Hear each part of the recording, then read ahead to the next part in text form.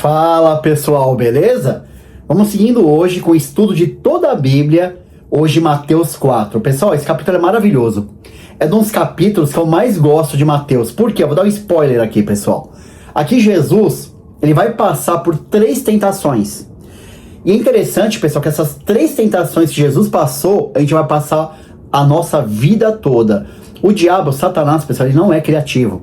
Essas 3 tentações ele lançou sobre Adão e Eva lá no início da humanidade, só que eles caíram. Jesus, diferente, ele venceu. Como eu tô dando esse spoiler, vocês vão entender quais são essas tentações que a gente tem tentado todo santo dia, beleza? Pessoal, vamos lá, eu vou pedir um pouco, desculpas, eu tô um pouco gripado, então toda hora eu vou suar o nariz aqui, beleza? Mas vamos começar com Mateus 4:1. Esse capítulo é maravilhoso e vai ser um vídeo longo, tá? Que tem muita explicação aqui, né? Que tem detalhes importantíssimos. Começa assim. Versículo 1. Então, Jesus foi levado pelo Espírito ao deserto para ser tentado pelo diabo. Pessoal, olha que interessante isso aqui, né? Para pra pensar. Foi aqui uma coisa pra gente entender o fundamento do capítulo, pessoal. As tentações de Jesus ocorreu bem no início do seu ministério, né? Então isso foi importante para quê? Para que Jesus crescesse espiritualmente, mas Jesus não pecou. Ou seja, pessoal, a tentação não é pecado, tá? Quando você é tentado, né, a fazer coisa ruim, a tentação em si não é pecado. O pecado é ceder, mas a tentação faz nós crescermos espiritualmente, desde que nós não cedemos a ela. Então é muito importante você ter essa compreensão. Às vezes eu lembro, quando eu conheci Jesus, né, tive uma vida transformada, vinha a consciência pesada, que Satanás é sujo, né, Satanás trabalha na mente com ideias, sugestões, com setas. Fala, você não é crente, você não é cristão, você não crê em Jesus, você tá com vontade de pecar, é lógico, pessoal, a tentação é para você vencer e crescer espiritualmente, então a tentação em si não é pecado. Mas olha que interessante, pessoal, que tem tudo a ver, eu vou linkar, que a gente vai chegar no futuro, em Hebreus 4:15, olha o que o autor de Hebreus fala em Hebreus 4:15 para você entender. Pois não temos um sumo sacerdote que não possa compadecer das nossas fraquezas, aqui é de Jesus, tá? Mas sim alguém que como nós, igual nós, passou por todo tipo de tentação, ainda que sem pecado. Então Jesus sabe o que você passa. Jesus sabe o que nós passamos porque ele passou por todo tipo de tentação. E outra coisa interessante aqui, pessoal, olha que louco, olha que legal.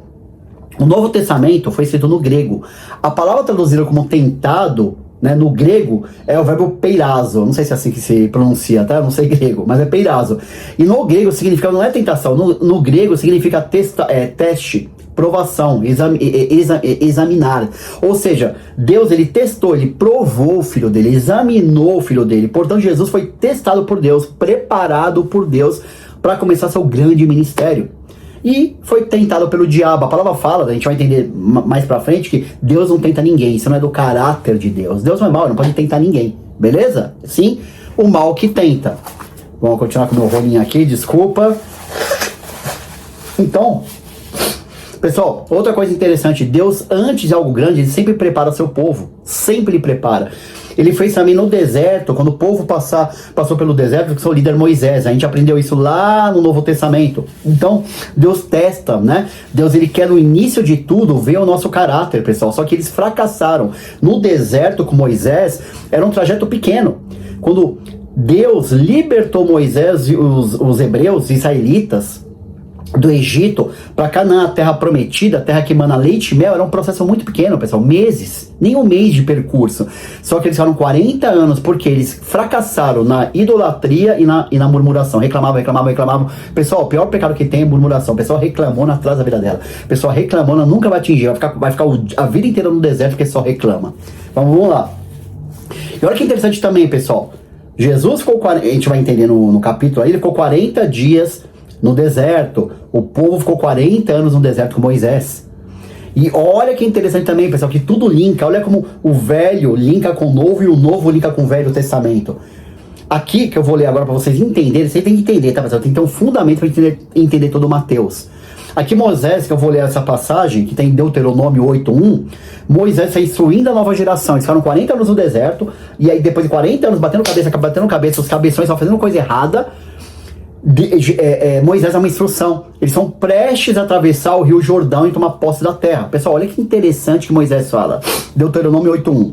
Tenham cuidado de obedecer a cada mandamento que hoje ordena vocês, para que vivam, multipliquem-se e tomem posse da terra que o Senhor prometeu sob juramento aos seus antepassados. Então, pessoal, quando a gente segue a palavra de Deus, Deus multiplica, né? Deus é de vida e vida abundante. Ele continua, 2, lembre-se de como o Senhor, seu Deus, o conduziu por todo o caminho no deserto, durante esses 40 anos, olha isso, para humilhá-los e pôr vocês à prova. Estava pondo à prova, a fim de conhecer suas intenções, e seriam obedecer aos seus mandamentos ou não. Pessoal, deserto é para Deus colocar à prova.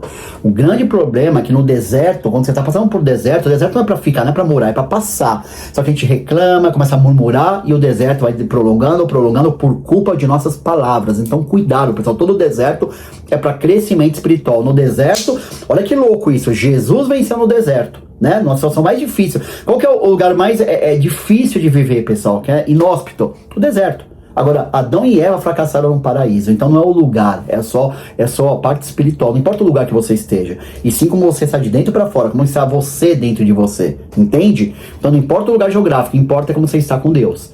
Vou repetir, Jesus venceu no deserto, Adão e Eva, vocês vão entender, eu falo muito sobre Adão e Eva nesse capítulo. Adão e Eva fracassaram no melhor lugar desse universo, no paraíso. Versículo 3, ele humilhou vocês e os deixou passar fome, isso é no deserto pro povo, né? Deus sustentou com maná, que nem vocês nem os seus antepassados conheciam, para mostrar-lhe que nem só de pão viverá o homem, mas de toda a palavra que procede da boca do Senhor. Uma pausa aqui, pessoal. Jesus usou esse versículo para você defender, tá? Agora a gente vai ler daqui a pouco. As roupas de vocês não se gastaram, nem os seus pés se incharam durante esses 40 anos. Olha que legal, pessoal. Apesar de estarem no deserto sofrendo, Deus sustentou eles. As roupas não desgastavam, nada, né? O pé não inchava, tudo de boa, através do poder de Deus. E termina assim essa passagem. Saibam, pois, no seu coração que como um homem disciplina seu filho, assim o Senhor seu Deus disciplina vocês. Ou seja, pessoal, deserto é para a gente ser disciplinado. Desculpa, o vídeo vai ficar longo, mas a gente tem que ter um fundamento. Jesus está passando pelo que Moisés e o povo passou, né, há milênios antes, 40 anos. Só ficaram 40 anos porque era um povo que só murmurava, reclamava e era idólatra. Então, pessoal, Jesus é sujeito a um teste semelhante e demonstra ser o verdadeiro Filho de Deus, né? Então, e outra coisa também importante, pessoal, enquanto Adão e Eva fracassaram, como eu falei, eles afundaram a raça inteira humana, né? Então Deus certamente testa o seu povo, pessoal. Deus vai testar o tempo todo pra gente crescer espiritualmente. Agora é o diabo que tenta pro mal. Até porque, pessoal, o diabo, né, que tentou aqui, significa o quê? Acusador, caluniador, beleza? Vamos pro versículo 2. 2. Depois de jejuar 40 dias e 40 noites, teve fome. Pessoal, 40 dias e 40 noites, eu tenho muita coisa para falar isso, pessoal. O número 40, ele relembra as experiências de Moisés e outros personagens bíblicos. Tem muito 40 na Bíblia, né? Em Êxodo, se você ler, eu já fiz esse estudo, né? Êxodo 24:18, Moisés esteve no Monte Sinai por 40 dias e 40 noites. Imagina, ele foi em jejum, pessoal, ele não comeu nem bebeu durante 40 dias e 40 noites.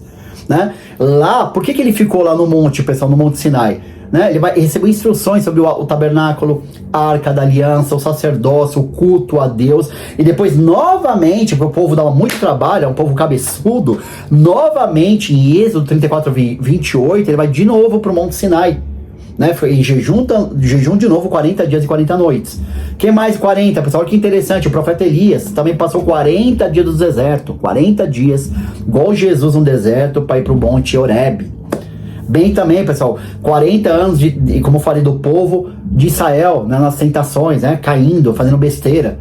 Então o número 40, quando você vê o número 40 na Bíblia, pessoal, frequentemente é associado ao quê? Aprovação, preparação. Antes, Deus queria aprovar e depois preparar. É uma fase de transição e dependência de Deus. Outros exemplos, pessoal. Noé, 40 dias no dilúvio. 40 dias, né? Enxurrada na terra. 40 anos de Israel no deserto, como eu falei. 40 dias de Moisés no Sinai. 40 dias Elias até Horebe, Monte Horebe. 40 dias de jejum no deserto, beleza? Pessoal, hoje vai ficar extenso, mas é muito conhecimento, eu tenho que passar. Versículo 3. Olha que interessante. 3. O tentador aproximou-se dele, Jesus, e disse: se és filho de Deus, manda que essas pedras se transforma em pães. Pessoal, essa foi a primeira tentação, né? Se és filho de Deus, olha como o diabo é astuto, pessoal. Ele tentou para que Jesus usasse seus poderes sobrenaturais como filho de Deus, visando o seu próprio proveito, né? Sua própria situação, né? Na vaidade, se é filho de Deus, se você é filho de quem, sabe, tentando pegar Jesus na vaidade. Agora, se Jesus usasse o poder para benefício próprio, pessoal, ele teria falhado. Igual Adão e Eva falharam, né? Ele não poderia... Vocês vão entender por que Adão e Eva falharam. Depois eu vou falar nesse vídeo ainda. Então ele não podia usar o poder de Deus, pessoal, para benefícios próprios, né? Ele deveria viver igual o homem. Ele era 100% Deus, mas 100% homem. E deveria viver igual 100% homem, dependendo do Senhor. Entendeu? 4. Versículo 4. Jesus respondeu, ó, já na palavra de Deus, já responde. Está escrito, que eu li agora há pouco, nem só de pão viverá o homem, mas de toda palavra que procede da boca de Deus. Pessoal, Jesus, ele se defendeu com a palavra, né? Assim como Deus, aos israelitas, mandava maná de forma sobrenatural, a gente aprendeu no Velho Testamento, assim também os homens, pessoal, devem depender de Deus quanto à alimentação sobrenatural. A gente deve depender primeiro do mundo espiritual, do nosso Senhor, né? De Deus, pessoal. Né? Jesus dependia do seu Pai e não do seu próprio poder milagroso. Ou seja, pessoal, onde eu quero chegar aqui? Tudo começa no espiritual. A gente não pode dar jeitinhos para nossas necessidades. Eu tô com fome, eu vou roubar, eu tô com fome, eu vou fazer empréstimo. Não. Tudo começa no espiritual. Então, a gente começa primeiro no espiritual e reflete no natural. Então a gente tem que depender de Deus, não de jeitinhos, às vezes escusos, para fazer coisas erradas e poder resolver nosso problema. É simples assim, pessoal. Nem só de pão verá o homem, de toda palavra que procede da boca de Deus. A gente depende dele, né? A gente tem que ver através da palavra, através do mundo espiritual no qual Deus é a carta. A gente tem que conhecer o estilo de Deus, o que ele deseja para nós, para ter uma vida plena. E uma coisa que eu falei no início do vídeo, pessoal, o diabo sempre vai usar 3 tentações. Segura aí. 3 tentações, 3 concupiscências, 3 tipos de desejo para pegar a gente. E essa primeira tentação que eu li aqui, pessoal, é conhecida como o desejo da carne, a concupiscência da carne. Né? O foco era o quê? Jesus satisfazia uma necessidade física, legítima dele, né? De fome, mas fora da vontade de Deus. Né? Ao tempo e o modo de todas as coisas, pessoal. Em Gênesis 3 é o mesmo pecado. Se eu quero associar com Adão e Eva, segundo alguns estudiosos, é o mesmo tipo de pecado, Adão e Eva. Pessoal, em Gênesis 3, eles viram, né? Eva viu que era o fruto do conhecimento do bem e do mal era bom para se comer. Ou seja, pessoal, a primeira dimensão da tentação envolve o desejo físico, né? Ela viu que era bom para comer. Teve um desejo físico, assim como Jesus também olhou para as pedras. Opa, eu posso transformar isso em pão, hein? Né? Eu posso matar minha fome agora, 40 dias jejuando. Ou seja, a gente tem que vencer, né? Tem tentações, como eu disse, a primeira tentação é da carne. Tem muitas coisas que a carne dá vontade de fazer que a gente não deve fazer. Deve ser dependente de Deus, que na hora certa Deus vai nos abençoar através de nossa fé. 5. Vamos lá. Versículo 5. Então o diabo levou a cidade santa, colocou na parte mais alta do templo e disse... Pessoal... segundo um historiador chamado Flávio Joséfos, ele falou que a parte mais alta do templo era tão alto, que dava até vertigem olhar para baixo. Flávio Joséfos foi o maior historiador judeu da época de Jesus, tá? Um homem que ele documentou, então é tudo isso que é lindo. A Bíblia também se comprova historicamente. Então ele falou, é muito alto, né? Ao ponto de quem olhar dá vertigens. Versículo 6. Ó a tentação. Se és o filho de Deus, quer dizer... Satanás levou Jesus na parte mais alta do templo e falou, se és filho de Deus, joga-te daqui para baixo, pois está escrito, ele usou a palavra, Satanás aqui, ele dará ordem aos seus anjos a seu respeito, e com as mãos eles segurarão os anjos, para que você não tropece em alguma pedra. Desculpa, pessoal, isso é muito interessante, eu estou no versículo 6. Novamente, o que ele fala? Se és o filho de Deus. Queria pegar Jesus na vaidade novamente. E Satanás, pessoal, ele é sujo. O que ele fez? Ele citou parcialmente os versículos. Ele pegou Salmo 91, 11 e 12. Ele disse parcialmente esses versículos, pessoal. O que ele pensou? Né? Satanás é inteligente, tá, pessoal? A inteligência vem de Deus, mas ele é um anjo caído. Ele tem coisas de Deus, né? Inteligência vem do Senhor. Tudo que é do bom vem do Senhor. Então ele usou a palavra de Deus para confrontar o primeiro pecado, lembra? Jesus, ele se defendeu, né? Isso aí nem só de pão viverá o homem, mas de toda a palavra que procede da boca de Deus. Satanás ficou com isso no coração e imaginou que ele poderia pegar Jesus. A segunda tentação, confundir Jesus com a palavra de Deus também, pessoal. Só que tem uma coisa, ele usa uma palavra fora de contexto. Pessoal, texto fora de contexto vira pretexto. Eu vou repetir, texto fora de contexto vira pretexto. Muitas pessoas usam versículos isolados para pregarem loucuras e heresias. Cuidado, pessoal, cuidado com versículo isolado. Com versículo isolado você pode fazer qualquer loucura. Quer dizer, as pessoas distorcem as escrituras para o seu próprio proveito, para a sua própria satisfação. Cuidado, pessoal. Agora, e outra coisa aqui nessa tentação, né? Além de tudo isso, né? Tropeçar, pessoal, né? Caso tropece, né? Caso a gente tropece, é diferente do que você se jogar deliberadamente, de forma proposital. É diferente, pessoal. Somos humanos, né? Nós podemos errar e tropeçar. Ninguém tá livre. Jesus não aconteceu isso. A gente pode errar e tropeçar. Mas é diferente do que se jogar, de fazer algo proposital. Você vai entender sobre essa tentação, pessoal. 7. Eu vou explicar agora. 7. Jesus lhe respondeu: também está escrito, não põe à prova o Senhor seu Deus. Jesus se defendeu novamente na palavra, como nós devemos nos defender todo dia, pessoal. Que Jesus falou, né? A gente não pode ter uma vida deliberada, de forma proposital, fazendo coisas erradas, para se jogar lá. Eu vou me jogar e os anjos vão me guardar, pessoal. Isso é colocar o Senhor na prova. Quando você faz algo irresponsável, na emoção, isso é colocar o Senhor à prova.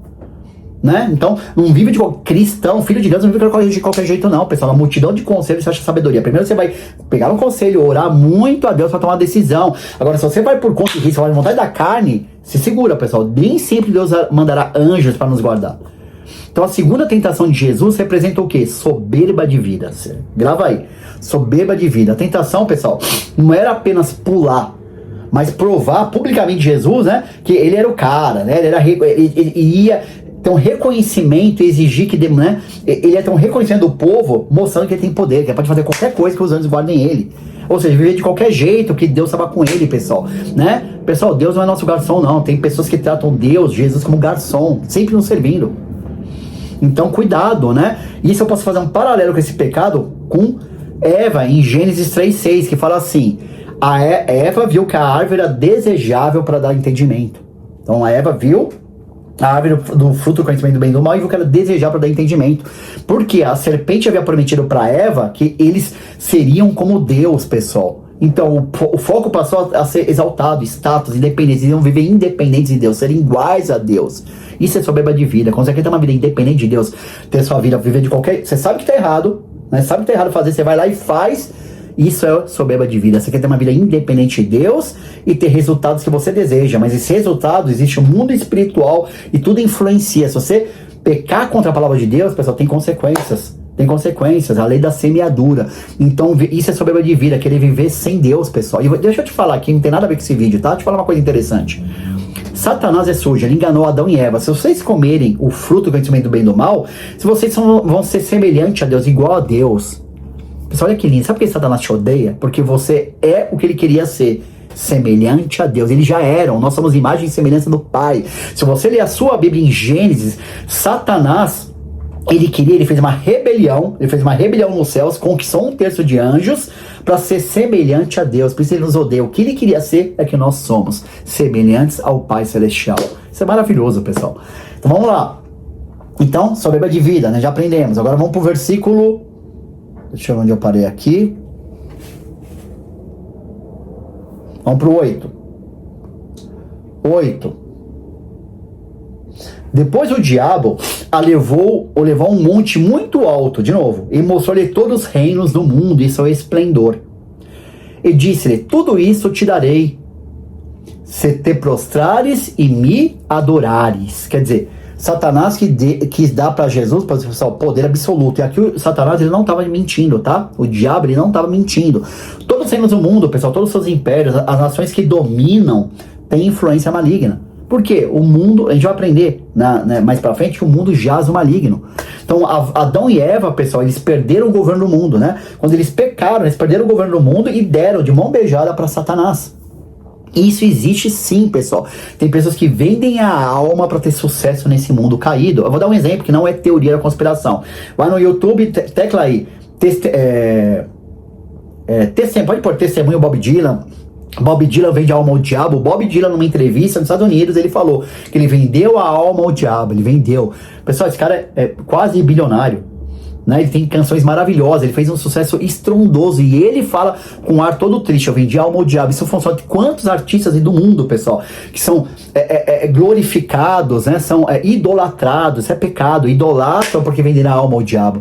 Tem que vender a alma ao diabo para fazer sucesso. Pessoal, isso existe, é real. Ainda bem que tem algo confesso pra gente ver que não é teoria da conspiração. Ainda bem não, né? Mas tem algo confesso, documentado em qualquer vídeo que você procurar, que existe isso no mundo espiritual. Deus me livre, pessoal. O que adianta ter sucesso e perder a eternidade? Loucura, né? Vendeu por um prato de lentilhas, né? É loucura.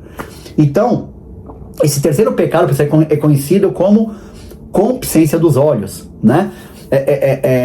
Que ele deseja tudo. Tem um monte de coisa que nem sempre é de Deus. Nem tudo que é bonito, o pessoal, vem de Deus. Acho que Satanás é bobo, pessoal.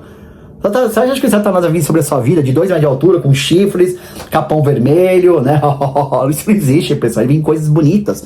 Nem tudo que é bonito vem de Deus. E esse paralelo está em Gênesis 3:6.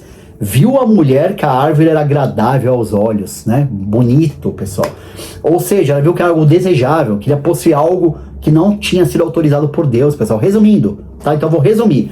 O primeiro pecado da humanidade está em Gênesis 3. Adão e Eva viram que era bom para comer o fruto do conhecimento do bem e do mal, né? Viram que era bom, concupiscência da carne, vontade de comer, né? E Jesus transforma a pedra em pão. Esse é o primeiro pecado que existe, pessoal. Primeiro pecado não, mas é uma das formas que Satanás trabalha, né? Com a concupiscência da carne, dá vontade de fazer, que muitas vezes não é do Senhor. Segundo tipo de pecado, pessoal, Gênesis 3, viu Adão e Eva viu que era desejável para dar entendimento, ser igual a Deus, ser uma vida independente de Deus, isso é soberba de vida, né? Que nem Jesus, pula do templo aí, né? Viva da sua forma, pula do templo aí que dará ordem aos seus anjos, vai te guardar, isso é soberba de vida, ter uma vida independente de Deus, é o segundo tipo de pecado. E o terceiro tipo de pecado, pessoal, viu que era agradável aos olhos, né? Mas não era de Deus, pessoal. Deus falou para não comer, concupiscência dos olhos, desejos dos olhos, nem tudo que é lindo, maravilhoso vem do Senhor, pessoal. Os reinos do mundo, né? Satanás, ele deu a oportunidade de Jesus ser todos os reinos do mundo. Pessoal, o amor ao dinheiro é a raiz de todos os males, a Bíblia fala. O amor ao dinheiro é a raiz de todos os males. Então, cuidado com o amor às coisas desse mundo. Cuidado, pessoal. O dinheiro é um ótimo servo, mas um péssimo senhor. Ele tem que servir para você, não pode ser o senhor. Você não pode mudar isso, essas suas prioridades. Você em primeiro lugar o reino de Deus, e todas essas coisas que você precisa vai ser acrescentada de forma natural. Vamos lá. 9. E disse: tudo isso darei se por me adorares. Eu acho que eu já li já, né? 10. Jesus se defendeu: retire-se, Satanás, pois está escrito, de novo na palavra, Jesus: adore o Senhor seu Deus e só a ele preste culto. Então o diabo deixou e anjos vieram e o serviram. Pessoal, eu li o 10, né? Como a tentação era muito grande, pessoal, todos os reinos, Jesus foi direto, ele nem pensou: retira, Satanás. Pessoal, quando tem tentação bem grande, você tem que fugir da tentação, falar retira e sair fora. Porque a gente não vai aguentar se a tentação for grande, a gente querer enfrentar, né? Dá uma ordem e sai fora. Muitas vezes Satanás, pessoal, vai querer trazer atalhos para conquistarmos coisas que não convém. Espera, pessoal, o tempo mora todas as coisas, né? Cuidado, né? Temos que ter o direito de tudo melhor, né? Tudo melhor. Eu creio que em Jesus Cristo nós já somos abençoados, mas a palavra de Deus fala, é muito claro que há processos, né? O tempo no deserto forja o nosso caráter.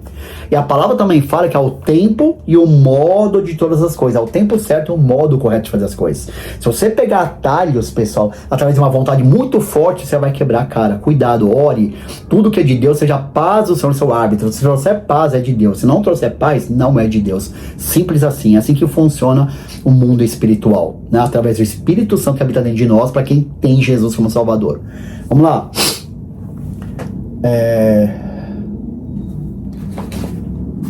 11.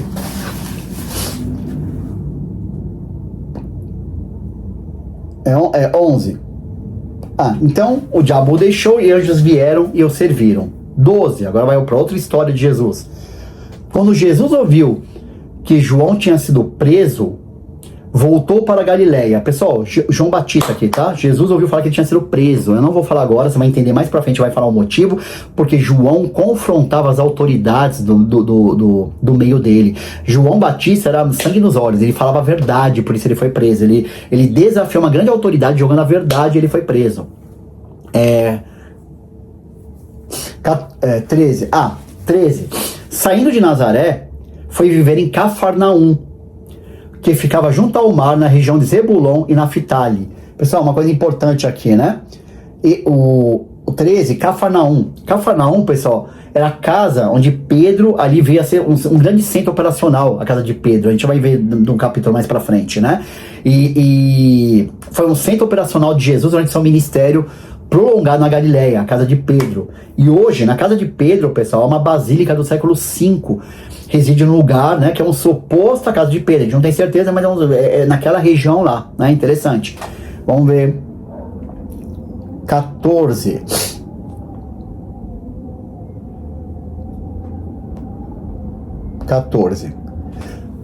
Para cumprir o que foi pelo profeta, para cumprir o que fora dito pelo profeta Isaías: terra de Zebulon, terra de Naftali, caminho do mar, além do Jordão, Galileia dos gentios, onde Jesus foi viver.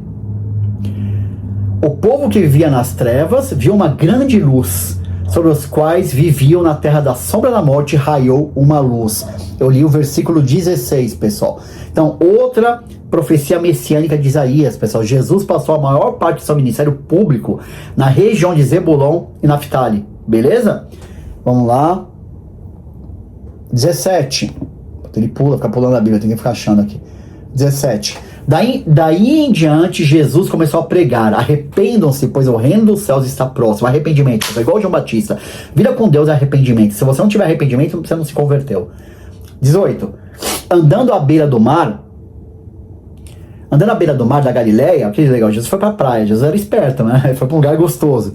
Viu 2 irmãos, Simão, chamado Pedro, e seu irmão André. Eles estavam lançando redes ao mar, pois eram pescadores.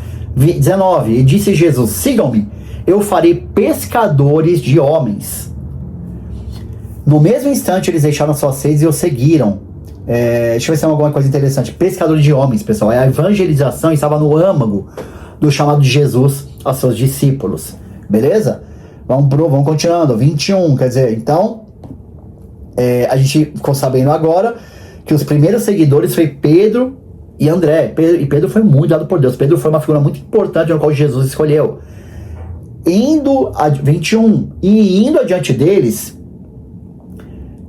viu outros 2 irmãos, Tiago, filho de Zebedeu, muito importante no ministério, e João, seu irmão. João nem se fala, né? Escreveu o Apocalipse e todo. Eles estavam num barco com seu pai Zebedeu, preparando suas redes. Jesus os chamou. E eles, deixando imediatamente seu pai, o barco, o seguiram. Pessoal, ensinando, uma coisa que eu li aqui, que pessoal, é muito importante você entender, interessante. A palavra fala que Jesus ensinando, pregando e curando, né? A gente leu no versículo 23. Eu vou repetir o 23, pessoal, que eu deveria dar mais ênfase no que eu li agora. 23. Jesus ia por toda a Galiléia, ensinando nas sinagogas, pregando as boas novas do reino e curando todas as enfermidades. Pessoal, isso a gente tem que entender, tá? Ensinando, pregando e curando. É o tríplice ministério de Jesus. Jesus andava todos os dias, pessoal, e ensinando.